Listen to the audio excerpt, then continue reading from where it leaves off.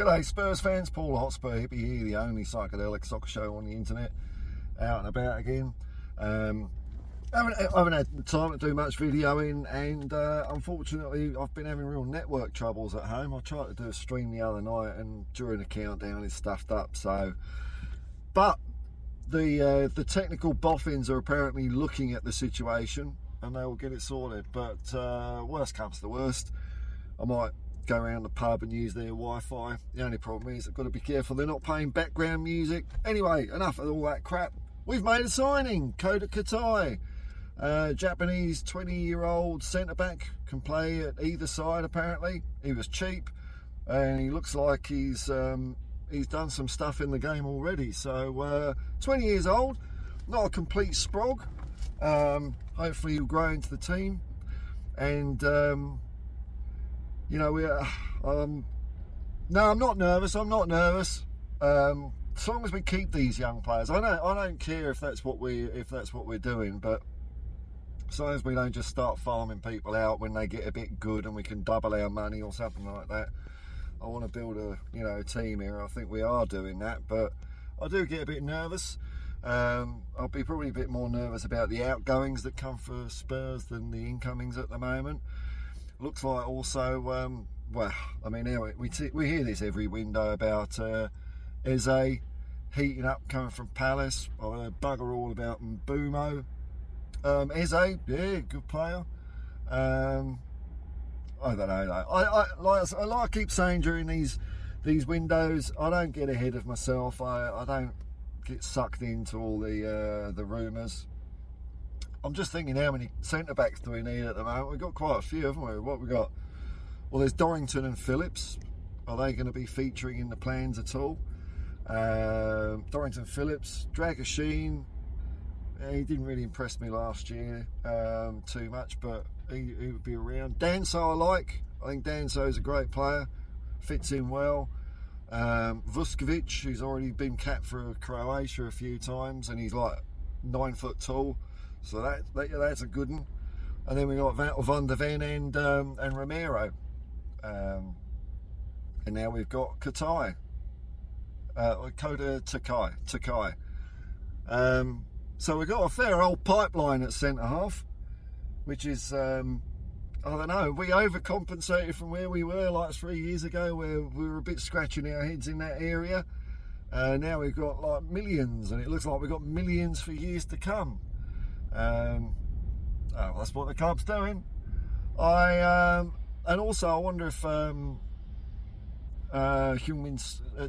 is it Suk, the Korean guy we've got playing for QPR, is he going to come back? I saw also Ajayi's gone probably to Doncaster out on loan. So there's a few peas under the cups being shuffled around. I just want the football to start. There's all sorts of other rumours going around at the moment. Well, one is Nick Kyrgios is going to support Arsenal instead of Spurs. Well, thanks Nick. Oh, I like Nick Kyrgios. I think he's cool, but he don't understand football. If you think you can start doing that, mate, stick to tennis. Rumours again, yeah. Is Romero staying or is he going? The other one is Richarlison. With even it being mooted, I mean, there's some sites that they just really trot out any rumour again and again and again, and like 1 out of 10 will prove correct. But Richarlison to Arsenal, could that be a thing? I don't know, man. I don't know. I haven't been keeping my eye on the ball on other people's coverage, because that's just going to be, debates and speculation at the moment. That's why I'm taking this opportunity during the off season to bang a few extra hours in the car, try and get a bit of catch up with the game after my hospital visit, But if we sign someone like Eze, I think I'll get really excited over that one. That's a player that people have been after for ages.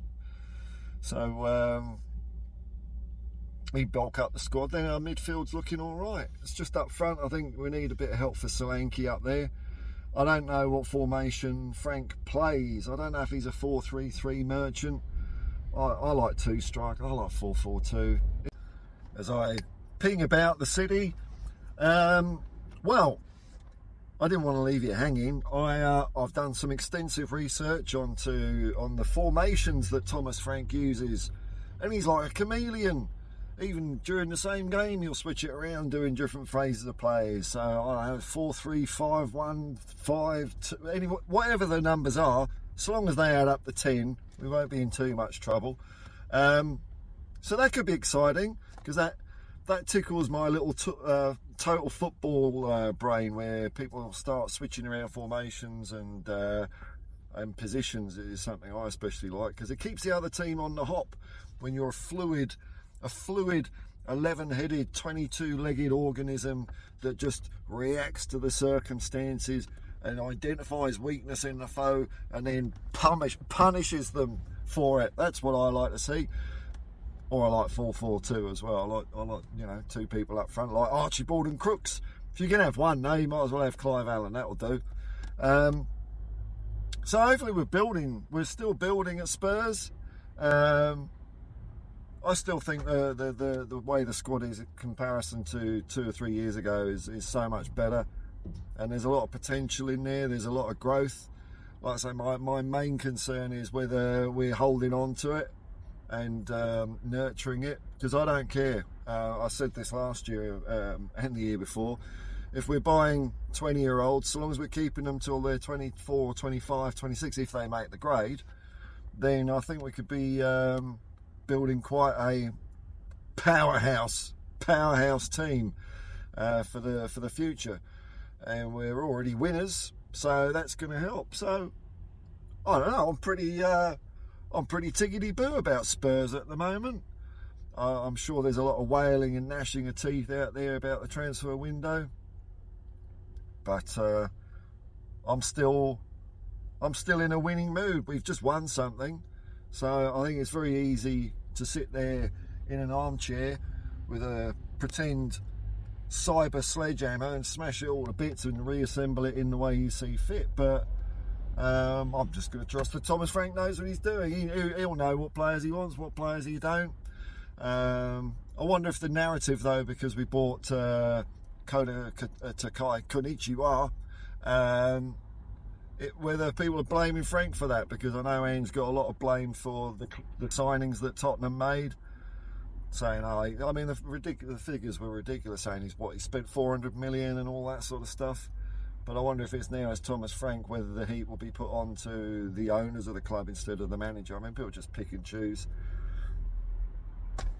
I don't care. I just want the whistle to go, and we'll see what happens. Anyway, hopefully it's all hotting up. Football is not far around the corner, over a month still, but I'm looking forward to it. Hopefully PSG will be knackered after the farcical World Club Cup, which I haven't been following. Have you been following it? I don't think anyone's been following it. No one cares. No one's been going.